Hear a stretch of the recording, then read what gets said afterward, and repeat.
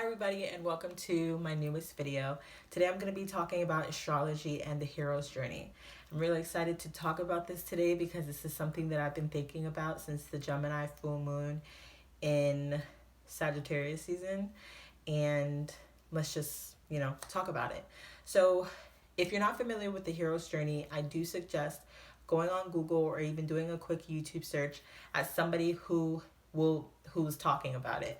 On Google, they have templates, specific images of the hero's journey, and I actually think those are great. And you can find a hero's journey that resonates with you specifically, because although all hero's journeys have the same template, some of them have a little more or a little less to them. So it just depends on you. But in today's video, I'm going to be talking about the 4 key points in a hero's journey and how we can look at our astrological chart to see what's going on in our own hero's journey, what to pay attention to, and then towards the end, I'm going to talk about chart rulers, specifically those whose chart rulers are in these 4 points, and how that shows up, how that can show up in your life, and how to notice when you are starting a new hero's journey. So without further ado, let's get it. So let's start with the first house, okay? Actually, before I get into the first house, I want to talk about lunation, okay? Like I said, this came to me during a Gemini full moon, and I have Gemini in my 4th house. So we're going to get into the different points, but being that this was happening in my 4th house, I really felt like I was beginning a new journey. And it was really exciting to notice because I was literally just sitting and meditating and just thinking about stories. You know, Gemini is the sign that rules over stories and books and learning.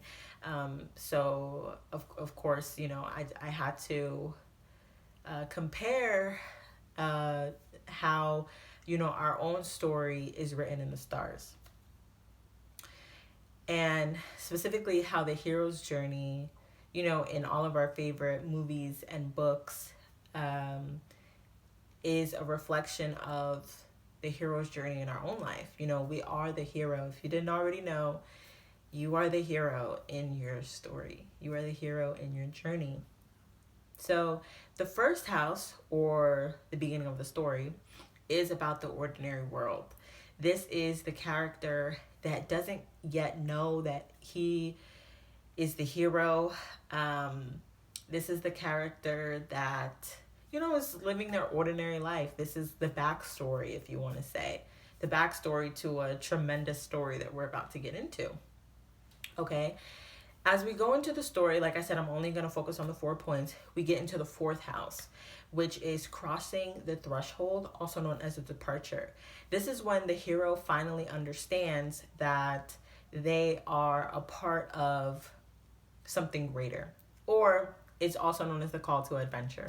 Okay, there's a mission to be completed, per se, and they go. Then we have the 7th house, which is the abyss or the crisis. I also kind of call this this particular part of the story like going to hell. This is when the hero comes face to face with her enemy. Now, this can be in many different ways. From what I've seen, there have been stories where the hero comes face to face with his own shadow, so the parts of them that have been neglected or abused or that has been shamed, they come face to face with that. Or it could be them literally coming face to face with a person outside of them that is literally an enemy, and having to confront that person or that thing or that place. That's why some places, and me as well, we call it hell. It's kind of like the opposite of the ordinary world, if I want to put it in that way. And then we have the 10th house, which is the return. And the 10th house in astrology, I didn't even go into the different houses. Well, I will do that, but I'll start with the 10th. So the 10th house in astrology is the house of success, rewards, accolades, legacy, specifically family legacy. And so one of the stories that I think is really interesting, right? Jack and the Beanstalk. And this is the perfect example for the 10th house, right? Because he returned with, there's many different variations of the story, but one version is that when he came back from the sky above, he came with a golden chicken, or a chicken that could lay golden eggs. And so because of that return, right, and that success, or not even because of that return, because that whole process specifically of him getting, the chicken was a 7th house thing, and then coming back and uh being able to use those golden eggs for their livelihood, which is literally a 10th, 4th house scenario. That shows the success, right, of the eggs. And so then you start a whole new hero's journey. So now he's Jack, or anybody, right, or you, will start a whole new hero's journey based upon, now you have your golden eggs. So it doesn't mean the hero's journey has ended, it's just shifted. So the first house, what is the first house in astrology? Well, the first house is the house of self. It's the house of your character, of your personality, and of things that are very kind of like close to you. It's, to me, the first house is your perception. I know that sometimes, and I used to think it was more so the second house, but I kind of think it's the first house, if I'm being honest. First house is like our first breath, okay? Then we have the 4th house, which is the house of family, your roots, your ancestors, your ancestral land, memories, and so many other things as well. And then we have the 7th house, which is the house of partnerships, commitments, you and others, as well as marriages, contracts, okay? And so one really great example for the 7th house is during Once Upon a Time. There was a show on ABC called Once Upon a Time. I mentioned it in another video. Rumpelstiltskin, he is the perfect example of someone who has chart rulership in the 7th house. So what is chart rulership? So let's say you're a Sagittarius rising. Your ruling planet is Jupiter. And so let's say you have Jupiter in Pisces. That means that you have it in the 4th house. Now, depending on degrees and, the way that your chart is set up, but in whole signs, your chart, a Sagittarius rising, Jupiter and Pisces, chart ruler is in the 4th house. Me personally, I think Rumpelstiltskin had chart rulership in the 7th house because every time he came to some sort of something that had to deal with defeating the other, right, which, like I said, is the 7th house. It's like your shadow or another person. He would always shrink, if that makes sense. And so it kind of felt like he was always trying to defeat the enemy, but never realizing. I'm not gonna do any spoilers, but that's just an example that I have of that. So let's get into chart rulerships now. Okay, so well, actually, before I get into chart rulerships, if you do not have a chart ruler in the first, if your chart ruler is not in the 1st, the 4th, the 7th, or the 10th, you're still on a hero's journey. Obviously, we all are on a hero's journey. My chart ruler isn't even in these 4 points myself. But actually, before I get into chart rulerships, I want to talk about lunations. I want to talk about that really quick. So when you have a lunation, so remember the AC, the IC, the MC, and the DC, and the MC are hella important in a chart. Okay, and so I do think that it's important to notice lunations. These are new moons and full moons and eclipses as well that happen in these specific charts, because they really kind of, I don't want to say they set the motion, but for a lack of a better phrase, I'm going to say they set the motion for your hero's journey. I'm going to say pay attention to, let's say if you're a Sag rising, and like I said, you have Pisces in the 4th house. right? So during a full moon in Pisces, did I say it? Yeah. During a full moon in Pisces, you just want to pay attention to things going on with your family, anything that you feel about family, anything that you notice about family or roots or ancestry or anything around during that time, traditions, specifically like family traditions and whatnot. I just think it's really, really important because the full moon is all about an accumulation of energy, right? And to me, the full moon is about our soul's journey. And when you think about the hero's journey, I mean, it kind of is like a soul's journey. And obviously, we have smaller hero's journeys that make up the entire hero's journey. Um, and the smaller ones aren't any less, but they definitely teach us about the entire hero's journey that we are on.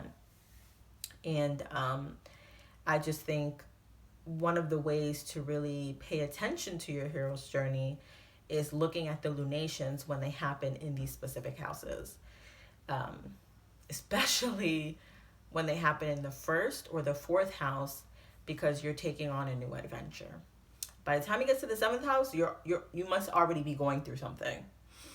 And then the 10th house, you will reap whatever reward it is when you came out of hell. Okay. So now let's get into chart rulers. Specifically, if your chart ruler is in the first, the fourth, the seventh, and the 10th. This I think is actually really interesting because I think just like with Rumpelstiltskin, right? Him having his chart ruler in the seventh, if I had to make a chart for him, that's what it would be.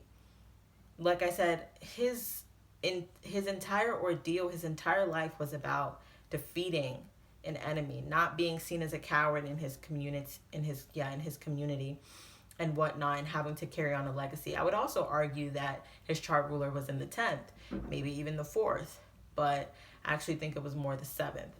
You could argue it was even in the 1st. I mean, but now it's just like, okay, have some structure, right? So, I feel like when the chart ruler is in one of these 4 points specifically, I think that the hero's journey is especially sensitive, of course, to these specific points. Like very sensitive. And I could see it being a little bit tumultuous, not gonna lie, because it's going to take up a lot of your attention. I mean, we're no matter if your chart ruler is in these points or not, wherever your chart ruler is, that's kind of like the color of your story, if you want to say, or if I want to say. So, I don't know. I just think it's really interesting. Okay. I actually have a friend that his chart ruler is in the 4th house. And I noticed that whenever he is embarking on a new journey, right? So just closed one out and is embarking on a new one, it always has to do with family. Always. Something will go down in his family, or it'll just always be about family or ancestors or his roots. Always. And a lot of his life has been around his background, about his ancestral background specifically, because he's racially ambiguous, right? And so a lot of people have questions about like what are you, and where do you come from, but like why do you look like that, and all that stuff. And I swear he gets it more than anybody that I've personally ever known. I know some racially ambiguous people, but he gets it.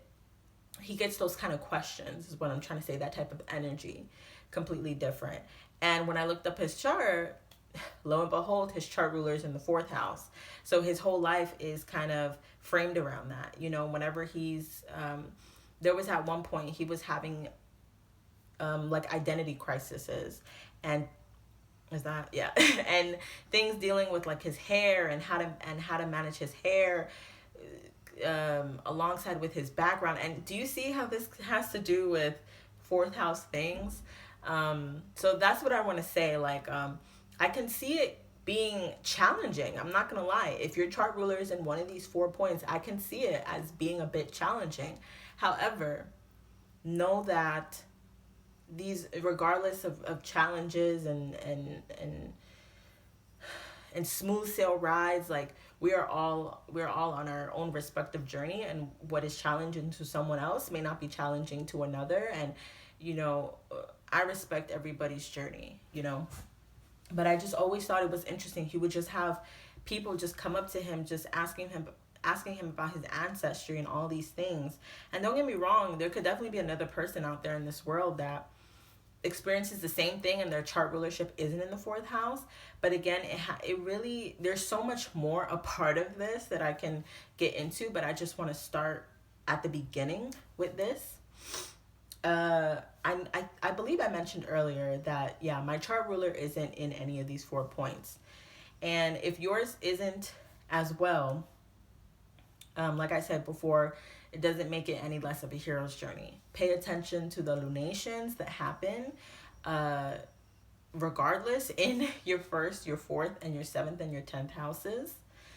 I think that's all I want to say. I just wanted to put this out there first, and then hopefully maybe later on I can come back with more structured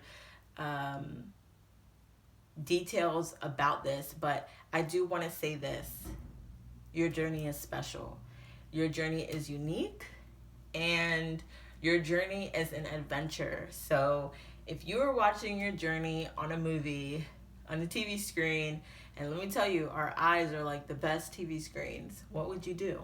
So thank you guys so much for watching. If you have any questions or you want to add anything else, please feel free to add your comments down below in the comment sections, and I'll see you guys soon. Bye.